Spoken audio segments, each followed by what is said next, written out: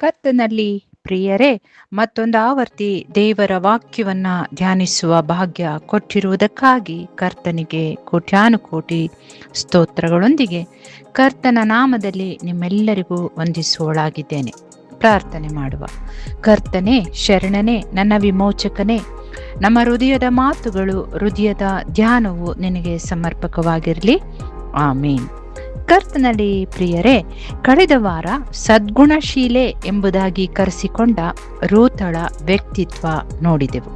ಈ ಬಾರಿ ಸತ್ಯವೇದದಲ್ಲಿ ಪರಾತ್ಪರನಾದ ತಂದೆಯಾದ ದೇವರಿಂದಲೇ ಮರುನಾಮಕರಣಗೊಂಡ ಅದ್ಭುತ ಸ್ತ್ರೀಯನ್ನ ನೋಡುವ. ಹೌದು, ಕರ್ತನಲ್ಲಿ ಪ್ರಿಯರೇ, ತಂದೆಯಾದ ದೇವರು ಸರೈ ಇಂದ ಸಾರಾ ಎಂದು ಮರುನಾಮಕರಣಗೊಂಡ ಸ್ತ್ರೀ ದೇವರು ಆರಿಸಿಕೊಂಡ ಜನಾಂಗಕ್ಕೆ ಮೂಲ ತಾಯಿಯಾದ. ಈ ರೀತಿ ಕರ್ತನಿಂದ ಆಶೀರ್ವದಿಸಲ್ಪಟ್ಟ ಅಬ್ರಹಾಮನ ಹೆಂಡತಿ ಸಾರಾ ತನ್ನ ವೃದ್ಧಾಪ್ಯದಲ್ಲಿ ಗರ್ಭಧರಿಸಲು ಅದ್ಭುತ ಶಕ್ತಿಯನ್ನ ಪಡೆದಿದ್ದಕ್ಕಾಗಿ ನಂಬಿಕೆಯ ಉದಾಹರಣೆಯಾಗಿ ಹೊಸ ಒಡಂಬಡಿಕೆ ಇಬ್ರಿಯ 11:11 ನಾವು ನೋಡುವರಾಗಿದ್ದೇವೆ. ಪ್ರಿಯರೇ, ಈ ಮೂಲಕವಾಗಿ ಮೂಲ ಮಾತೃವಾಗಿ ಗುರುತಿಸಲ್ಪಡುವ ಈಕೆಯನ್ನ ಇಲ್ಲಿ ಗೌರವಿಸಲಾಗಿದೆ. ಸಾರಳ ಜೀವನದ ಹೆಜ್ಜೆಗಳಲ್ಲಿ ನಿಮ್ಮಂತೆ ಸಾಧಾರಣ ಮನಸ್ಥಿತಿಯ ಹೆಣ್ಣಲ್ಲದೆ ಭಯಂಕರ ಅನುಮಾನವನ್ನ ಹೊಂದಿದ್ದ ಸ್ತ್ರೀ ಎಂಬುದಾಗಿಯೂ ನಾವು ನೋಡಬಹುದಾಗಿದೆ. ಸಾರಳು ಮಗುವನ್ನ ಪಡೆಯುತ್ತಾಳೆ ಎಂಬ ವಾಗ್ದಾನದ ಮಾತಿಗೆ ಆಕೆ ನಕ್ಕದ್ದು, ಆ ನಗು ಆಕೆಯ ಅಪನಂಬಿಕೆ, ಅನುಮಾನದ ಗುಣವನ್ನ ವ್ಯಕ್ತಪಡಿಸುತ್ತೆ. ಆದಾಗ್ಯೂ ಆಕೆಯ ನಂಬಿಗಸ್ತಿಕೆ, ಹೌದು ಪ್ರಿಯರೇ, ನಗಲಿಲ್ಲ ಎಂಬುದಾಗಿ ಬೊಂಕಿದರೂ ಆಕೆ ಹೃದಯದಲ್ಲಿ ಭಯಪಟ್ಟು ಕರ್ತನಿಗೆ ಕ್ಷಮೆ ಕೇಳಿ ನಂಬಿಗಸ್ತಿಕೆಯನ್ನ ಬಲ ಮಾಡಿಕೊಂಡಿರಬಹುದೇನೋ. ಇದು ಅಲ್ಪ ಮಾನವರ ಸಹಜ ಗುಣ ಅಲ್ಲವೇ? ಆದರೆ ಆ ನಂಬಿಕೆ ಅಪ್ರತಿಮವಾಗಿತ್ತು ಎನ್ನಬಹುದು.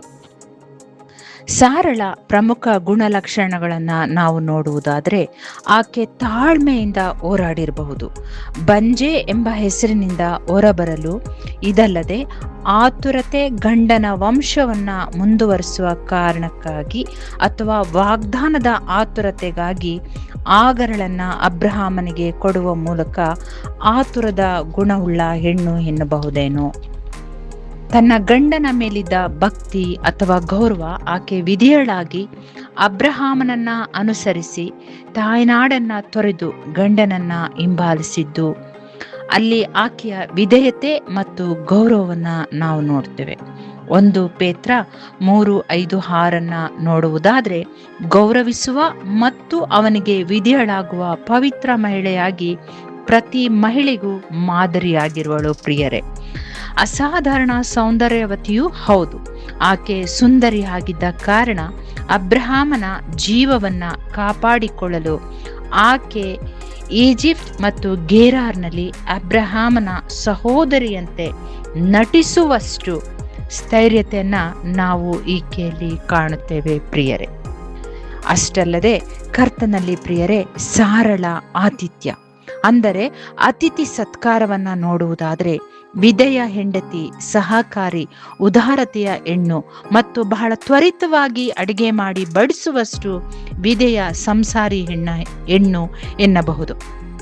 ಆದಿಕಾಂಡ 18:1-8 ಮನನ ಮಾಡುವುದಾದ್ರೆ, ಒಮ್ಮೆ ನಮ್ಮನ್ನ ನಾವು ಪ್ರಶ್ನಿಸಿಕೊಳ್ಳುವ, ಅತಿಥಿ ಸತ್ಕಾರ ಬೇಡ, ಮನೆಯ ಹಿರಿಯ ಸದಸ್ಯರಿಗೆ ನಾವು ಹೇಗೆ ಅವರನ್ನು ಅವರ ಇಷ್ಟವಾದ ಊಟದ ರುಚಿಗೆ ನಮ್ಮ ಸ್ಪಂದನೆ ಏನೆಂದು. ಪ್ರಿಯರೇ, ಮತ್ತೊಂದು, ಇಷ್ಟೆಲ್ಲ ಶಿಸ್ತಿನ ಹೆಣ್ಣು ಆದ ಸಾರಾ ಸಾಧಾರಣ ಹೆಣ್ಣು ಮಗಳಂತೆ ಆಕೆ ಬೇಸತ್ತು ಅಸಹನೆಯಿಂದ ದೇವರ ಸಮಯಕ್ಕೆ ಕಾಯುವುದರಲ್ಲಿ ತಾಳ್ಮೆ ಕಳೆದುಕೊಂಡವಳಾಗಿ ತನ್ನ ಸೇವಕಿ ಆಗರಳನ್ನ ಮಗುವನ್ನ ಏರುವಂತೆ ಕೊಟ್ಟಿದ್ದಲ್ಲದೆ, ಆ ನಂತರದ ಘಟನೆಗಳಲ್ಲಿ ಬಹಳ ರಕ್ಷಣಾತ್ಮಕ ಮತ್ತು ಕಠಿಣತೆಯ ಹೆಣ್ಣಾಗಿಯೂ ತಾಯಿಯಾಗಿಯೂ ಕಾಣುತ್ತಾಳೆ ಸಾರಾ.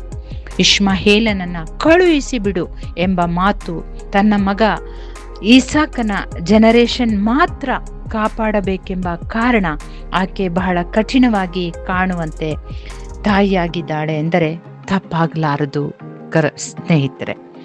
ಸಾರಳಲ್ಲಿ ಕಂಡ ಶ್ರೇಷ್ಠ ಸಾಮರ್ಥ್ಯ, ತನ್ನ ಸ್ವಂತ ಮಗುವಿನ ಮೇಲಿರುವ ತೀವ್ರ ನಿಷ್ಠೆ, ಪ್ರೀತಿ ತೋರಿದ್ದ ಅಮ್ಮ, ಒಂದು ಜನಾಂಗಕ್ಕೆ ತಾಯಿ.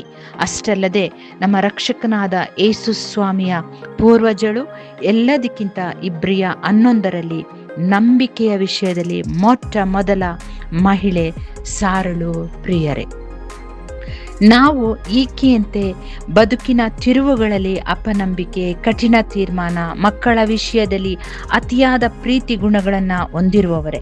ಆದರೆ ಸಾರಳಿಂದ ನಾವು ಕಲಿಯಬೇಕಾದದ್ದು ದೇವರಿಗೆ ಅಸಾಧ್ಯವಾದದ್ದು ಯಾವುದೂ ಇಲ್ಲ, ನಂಬಿಕೆಯಲ್ಲಿ ದೃಢವಾಗಿರಬೇಕು ಎಂಬುದೇ. ಪ್ರಿಯರೇ, ನಾವು ನಂಬಿಕೆಯಲ್ಲಿ ಬಲಗೊಂಡಿದವರಾಗಿ ಪ್ರಾರ್ಥನಾಪೂರ್ವಕವಾಗಿ ನಮ್ಮ ಬದುಕಿನ ತಿರುವುಗಳನ್ನು ದಾಟುವ, ಆತನ ಪ್ರಸನ್ನತೆಗೆ ಆತುಕೊಂಡು. Amen, amen. God bless. Stay blessed.